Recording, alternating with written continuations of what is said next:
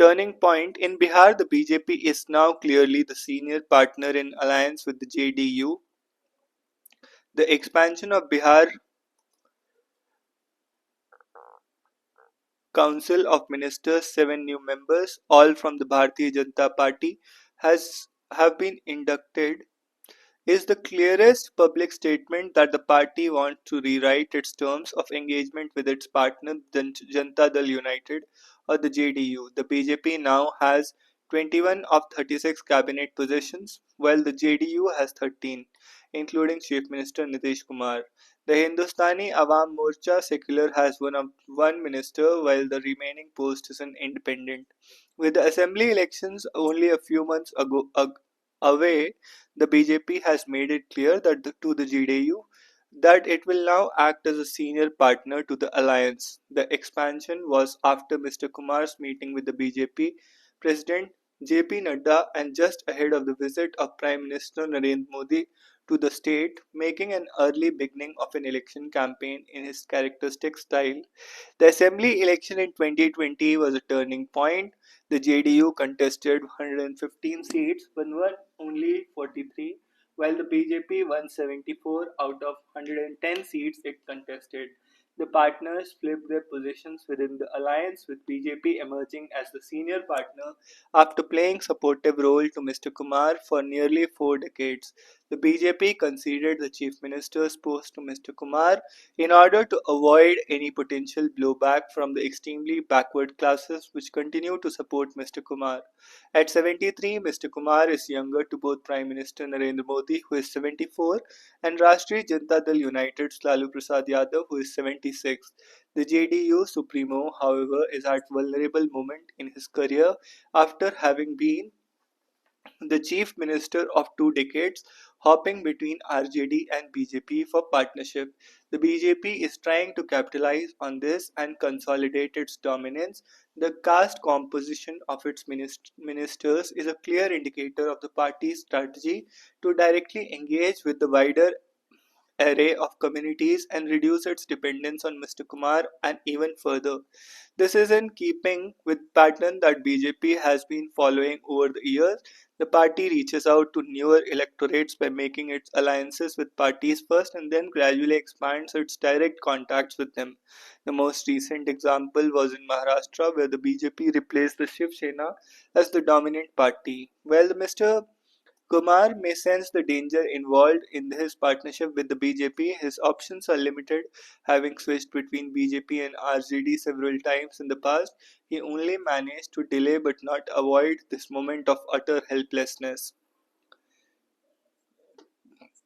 Truce under fire, all sides must ensure that the war in Gaza ends permanently. As the first phase of Israel Hamas ceasefire comes to an end on Saturday, there are growing signs that if the already fragile truce is under enormous strain. When the deal was reached in mid January, the understanding was that it would be implemented in 3 phases. In the first, Israel was required to reposition some of its troops, letting displaced Palestinians moved from south to the north and released more than 1,000 security prisoners in turn for some 32 hostages. In the second phase, both sides are required to bring the war to an end, while the third phase is about reconstruction of Gaza. In the first 42 days, both sides stuck to their commitments despite challenges. Hamas released 38 hostages and Israel freed hundreds of prisoners. Talks for the second phase were to begin days earlier. Prime Minister Benjamin Netanyahu sent a delegation to Cairo only on Thursday. And according to the deal, Israel was to complete the withdrawal of its troops from the Philadelphia corridor, a 14-kilometer stretch along the southern Gaza border with Egypt, by Saturday. But on Thursday, Israeli soldiers ruled out an Israeli pullback from the corridor, casting doubts on the future of the ceasefire. When Israel launched the war on Gaza following Hamas's October 7, 2023 cross-border attack in which 1,200 people were killed, Mr. Netanyahu's declared objectives were the dismantling of Hamas and release of the hostages. But after 15 months of war, in which nearly 48,000 Palestinians have been killed and more than 1 lakh wounded, Israel achieved neither of the goals, which eventually forced Mr. Netanyahu to strike a deal with Hamas to get the hostages out. For a permanent end of the war, Israel has to leave Gaza. If Mr. Netanyahu withdraws from his troops, Hamas will remain in power in his enclave, an outcome that could lead to a collapse of his right religious government. The proposal for United States President Donald Trump to own Gaza and ethnically cleanse the spirits stripes 2.3 million Palestinians seem to have hardened Israel's position further, but by keeping its troops in Gaza, Israel is not only violating the terms of the ceasefire, but is also stepping into the abyss. Despite its superior forces and unmatchable firepower, Israel has failed to destroy Hamas, which, in the words of Israeli Defense Forces spokesperson Daniel Hagari, is rooted in the hearts of Palestinians. After the first phase of the ceasefire, Hamas will still have over 60 hostages. So, if Israel refuses to exit Gaza and extend the ceasefire, what is awaiting the enclave is a war of attrition. Instead, the Jewish state should honor its commitments under the agreement. The US rather than make out US rather than make outlandish statements such as ethnically cleansing Palestinians should use the leverage over Israel and Arab neighbors to implement the ceasefire and draw up a plan for post war Gaza that includes its governance and reconstruction. While Israel launched the war on Gaza following Hamas's October 7th cross border attack, Mr. Netanyahu's declared objectives were dismantling the Hamas and release of the hostages. But after 15 months of war, in which 48,000 Palestinians have been killed, more than 1 lakh wounded, Israel achieved neither of the goals, which eventually forced Mr. Netanyahu to strike a deal with the Hamas to get the hostages out. For the permanent end of the war, Israel has to leave Gaza. If Mr. Netanyahu withdraws his troops, Hamas will remain in power in the enclave, an outcome that could lead to the collapse of his right religious government. The proposal of United States President Trump to own Gaza and ethnically cleanse the stripes 2.3 million Palestinians have hardened Israeli positions further, but by keeping his troops in Gaza, Israel not only violating the terms of the ceasefire, but is also stepping into the abyss. Despite its superior forces and unmatchable firepower, Israel has failed to destroy Hamas, which, in the words of Israel Defense Forces spokesperson Daniel Hagari, is rooted in the hearts of the Palestinians. The issue of delimitation in India appears to have upset the leaders of southern states with good reason. To begin with, southern Indian states contribute significantly to India's economy with higher per capita income and better human development indicators. If despite this they end up having less representation in the parliament, it could add to concerns about an unfair distribution of central resources. If political power shifts towards Hindi speaking states, the fear of marginalization may increase. This could deepen regional tensions, but there are possible solutions. Instead of focusing on population alone, representation could be linked to economic and social development. There could also be steps to ensure that states have more control over policies affecting them.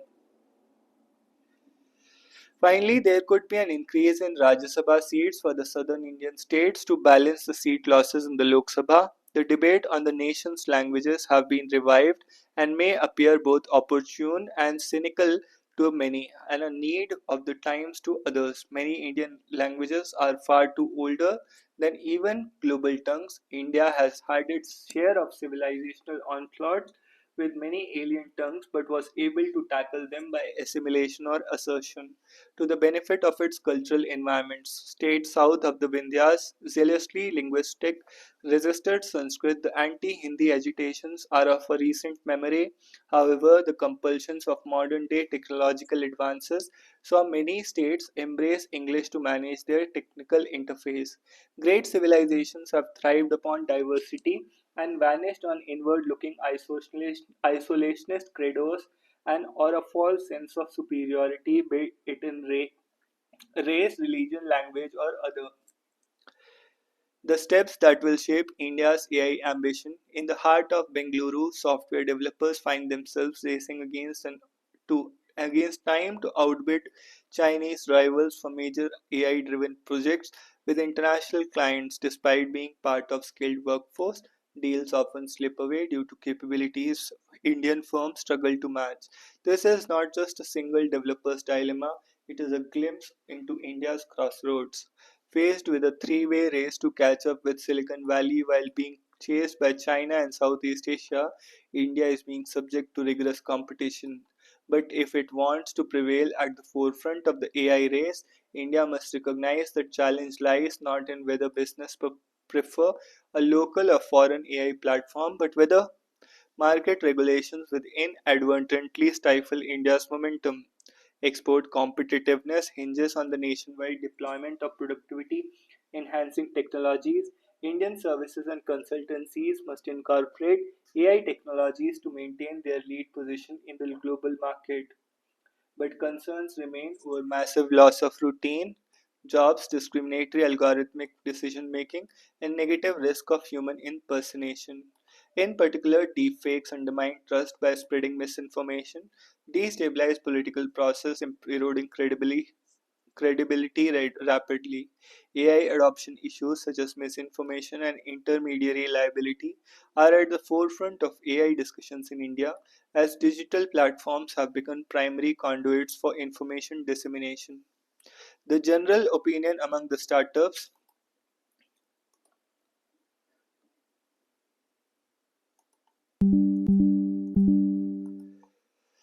The general opinion among the startups is that intermediaries usually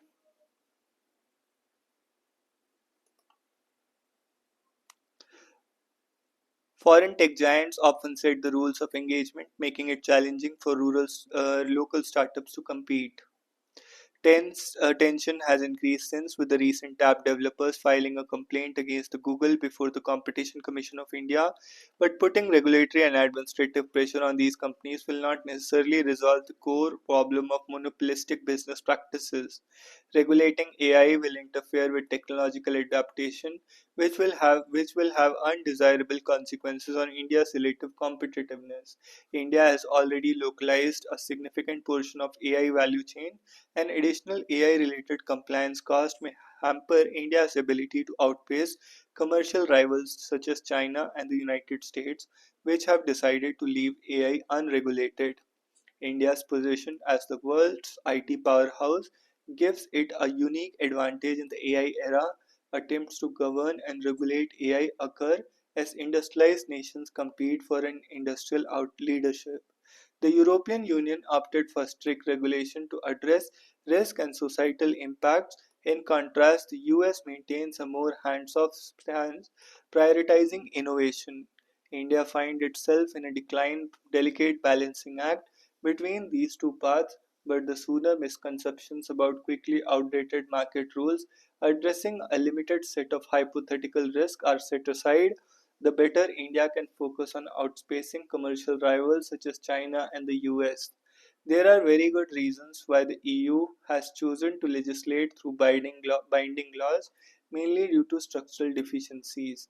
The European Union lacks supranational constitution that safeguards human rights and protects citizens against AI-based surveillance and policing by its member states. Therefore, unlike India, the European Union must enact binding rules to preempt AI laws by national governments that will otherwise fragment its single market. Additionally, the costs of regulatory failure are too high if India's exporting capabilities are at stake, particularly given Chinese dominance in hardware and cloud technologies. India has previously taken inspiration from European Union or US laws. However, it must follow its path and pursue its national interest based on its service-driven industrial profile. Introducing regulatory attempts that can impede AI development may allow business to repatriate from India and relocate IT development and software research and development to other countries with more AI friendly rules. In other words, Indian IT services and consultancies held back by AI regulations run the risk of losing their hold on the global market. Instead, the Indian government can use its diplomatic influence to ensure that open source models remain open, accessible, and commercially viable, paired with international strategic partnerships for energy security, computing resources, and international standardization. Building on the expected strong adoption of AI, public officials have a responsibility to listen to political and social concerns. While India is not explicitly pursuing ex ante product regulation on AI akin to that in Europe or previously planned in California, various agencies have launched conflicting policies, resulting in a minor power struggle that resulted in a fragmented policy landscape. Lessons learned from the EU and the US point to the need to strengthen the future proof existing laws rather than produce the new ones. Current transitional guidelines have shown a feasible pathway to avoid overlapping liability or regulatory blind spots by reinterpreting existing legislation. India has a comprehensive framework for antitrust, corporate liability, free speech, and public order that covers AI development and use cases. India may not need AI specific rules legislation such as the IT Act. India must choose its own path according to its national interest. The challenge lies not in whether businesses prefer a local or foreign platform, but in encouraging rapid adoption or supporting open source and other alternative accessible for fine-tuning and transferring learning in IT industry. India positions as the world IT powerhouse. European Union opted for stricter regulations to address this.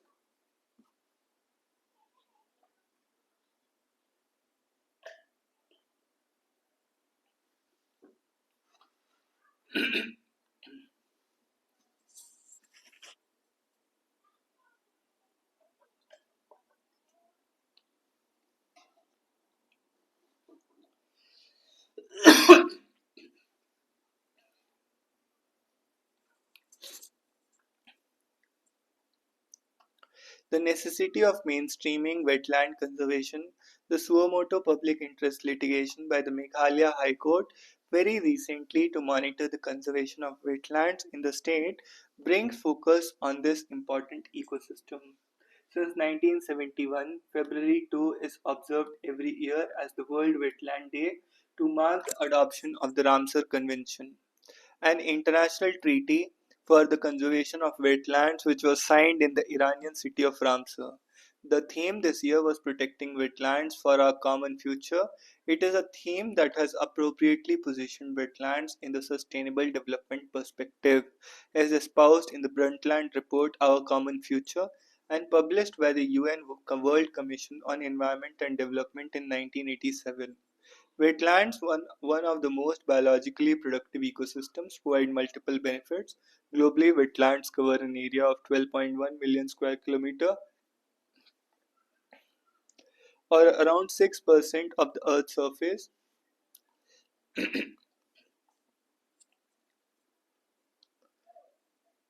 providing 40.6% of the global ecosystem services. However, they are under severe stress both qualitatively and quantitatively due to various development activities such as population growth, urbanization, industrialization, and increasing demand for land to cater various human needs and climate change. Since 1900, as much as 50% of area under wetlands have been diverted to accommodate various other uses. As one of the studies indicated, wetland surface area, both coastal and inland, declined by about 35% between 1970 and 2015. Globally, the rate of loss estimated with wetland extent trends index is minus 0.78% a year, which is more than three times higher than a loss rate of natural vegetation as estimated by the FAO of the United Nations. Around 81% of the inland wetland species population and 36% of the coastal and marine species have declined since 1970. The extinction risk of wetland species, both plants and animals, is increasing globally. The conservation and management of wetlands have emerged as a major challenge as they are linked to other development issues and can serve in devising nature-based solutions for water management and mitigation of climate change impacts beside providing blue-green infrastructure in urban areas. Recognizing the importance of wetlands in the larger development context, the Ramsar Convention COP14 that was held in Wuhan, China and Geneva, Switzerland from November 5 to 13, 22 laid stress on preparation of the fifth Ramsar Strategic Plan and recognize that conservation and management of wetlands cannot be standalone initiative. It needs to be contextualized and appropriately linked to other international environment development initiatives. Accordingly, the COP14 argued that implementation of the Ramsar strategic plan would be an important contribution towards achievement of the sustainable development goals, meeting the global biodiversity targets, the UN framework convention of climate change. It would also align with the UN decade of ecosystem restoration and any work of the international science policy platform on biodiversity and ecosystem services, intergovernmental science policy platform, international intergovernmental science policy platform on biodiversity and ecosystem services, and IPCC and other global programs relating to wetlands. The global changes resulting from the COVID-19 pandemic and greater knowledge about the impacts of biodiversity loss and climate change since COP13 or the 13th meeting of Conference of Parties to the Ramsar Convention on Wetlands reinforced the urgency to arrest the loss of wetlands. India is a signatory to the Ramsar Convention as of 2023. India has designated 75 Ramsar sites in the country. These are distributed from coast to Himalayan territory. However, identification of Ramsar site does not necessarily contribute to its conservation. Moreover, the area under Ramsar sites together is 1.33 million hectares or around 8% of the 15 million hectare wetlands, presently known as mapped as reported in the National Wetland Decadal Change Atlas, prepared by the SCC Government of India based on location. Wetlands are classified as inland and man-made by 2017-18. India had 66% of the wetlands as natural wetland, inland wetland, and 22% as the coastal wetland. The area under wetland is not a static figure. The trends indicate a reduction in natural wetlands and an increase in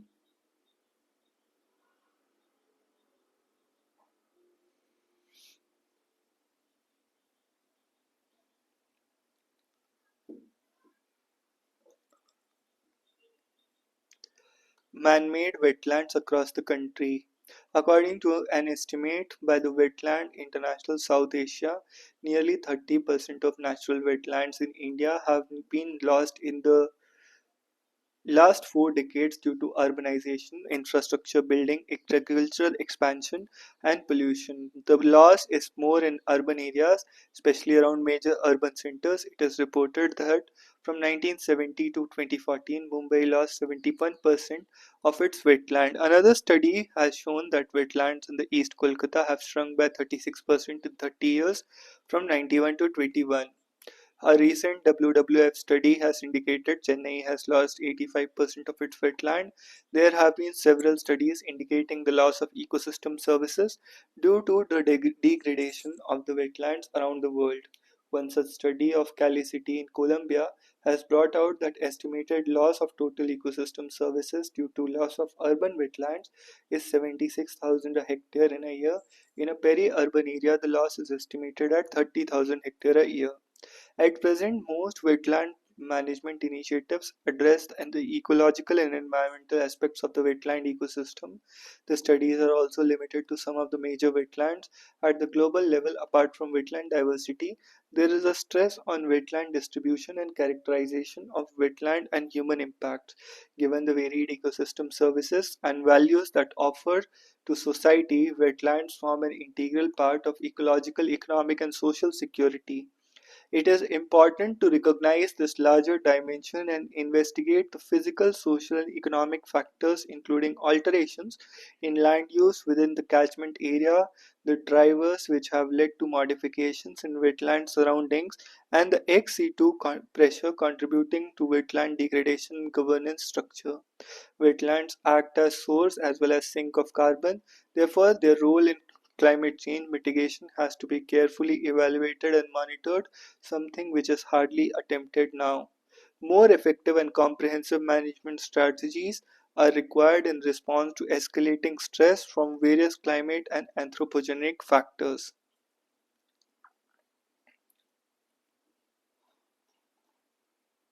Looking for workers at the end of the tunnel on February 22, routine workday turned into a nightmare for workers at the Sri Salem left bank canal when a portion of the structure collapsed in the morning, trapping 8 men.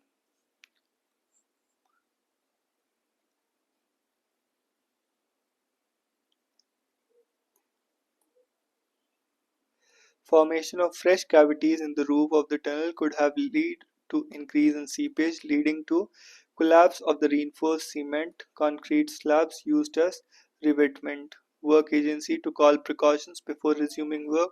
We arrested the seepage with cement mixed with specified chemicals for grouting, but the intensity of seepage increased all of a sudden, and a few roof slabs fell on the front portion of the canal pouring machine before these deployed there could react and come out to safety.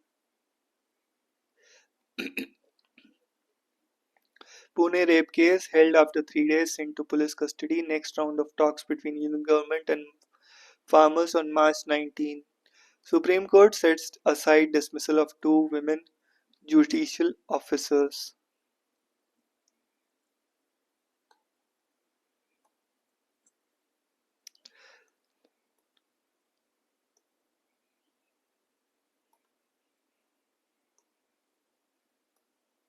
It is not enough to find comfort solely in the growing number of women judicial officers if we are unable to secure for them a sensitive work environment and guidance. The judgment came for petition filed by two women judicial officers from Madhya Pradesh who were sacked for inefficiency and misconduct despite one of them having suffered back-to-back personal trauma, including a miscarriage, days in the intensive care unit after COVID-19, and her brother being diagnosed with cancer.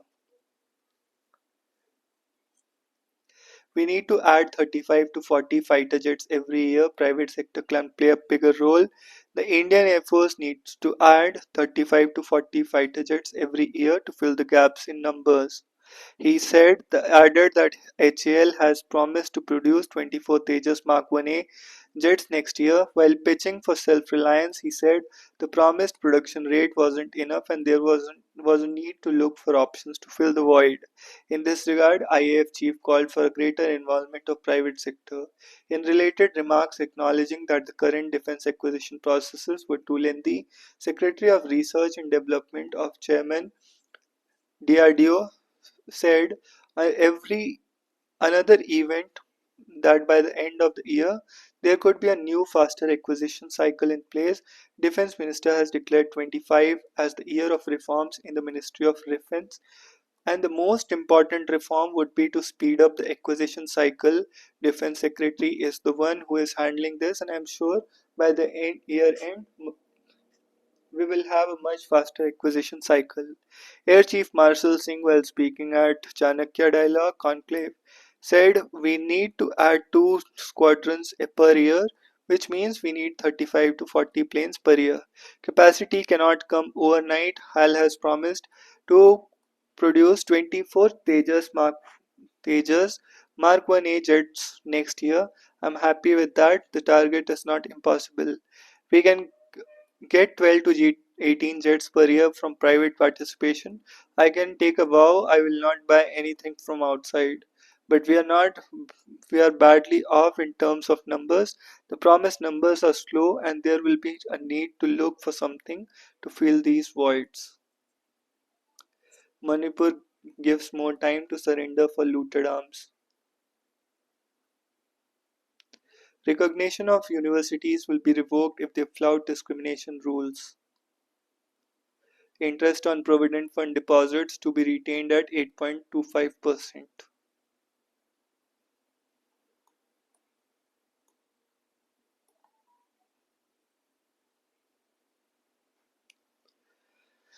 Markets stumble on Trump tariff threat. BSE Sensex plunged 1,400 points.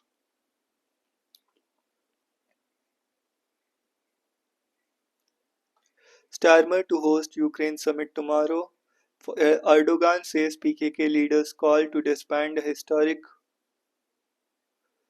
opportunity. Turkey's President Recep Tayyip Erdogan said Abdullah Öcalan's appeal for his PKK to disband and disarm was an historic opportunity. He added that Turkey was keeping close watch to make sure he talks to end the insurgency were brought to a successful conclusion. You're gambling with World War III, Trump tells Zelensky at Oval Office. US President and Ukrainian leader clash in a heated shouting match. Bottom trawling must end.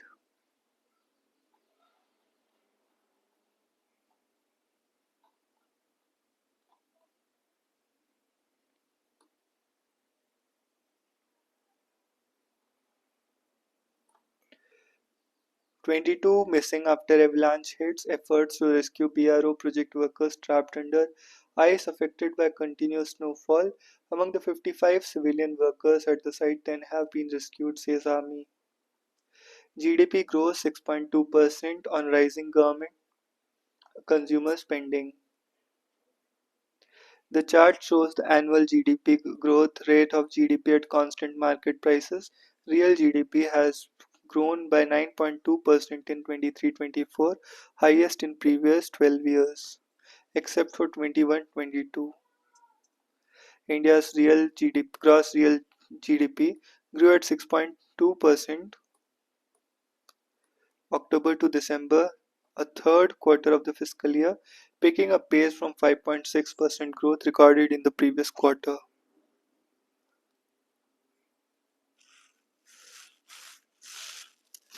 However, this was considerably slower than the 9.5% growth over the same period in 2023. Third quarter growth trailed the Reserve Bank of India's estimate points by 2.2 percentage points. Rebound in growth momentum in quarter 3 was largely anticipated as indicated several high-frequency macroeconomic indicators including improved GST collections, public spending, electricity generation, and recovery in export performance. The growth was mostly led by a significant uptick of 8.3% in government spending and 6.9% in growth in private final consumption expenditure. In the third quarter, imports slid 1.1%, entering negative territory. Experts say this can partly Exports too rose 10.4% in the third quarter, significantly higher than 3% growth in the previous year. India-EU set year-end deadline for trade deal security defense pact.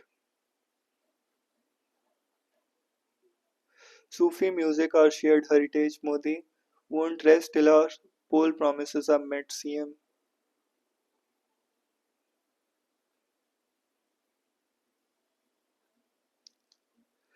BJP Congress trade charges as trial burning of Union Carbide waste begins. Madhya Pradesh Chief Minister Mohan Yadav and State Congress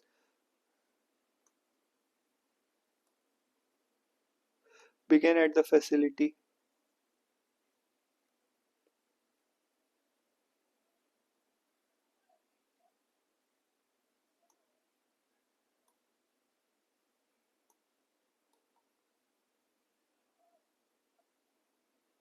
ISRO's Aditya L1 mission unlocks solar flare secrets with new image. Airport in Telangana's Warangal gets center's nod.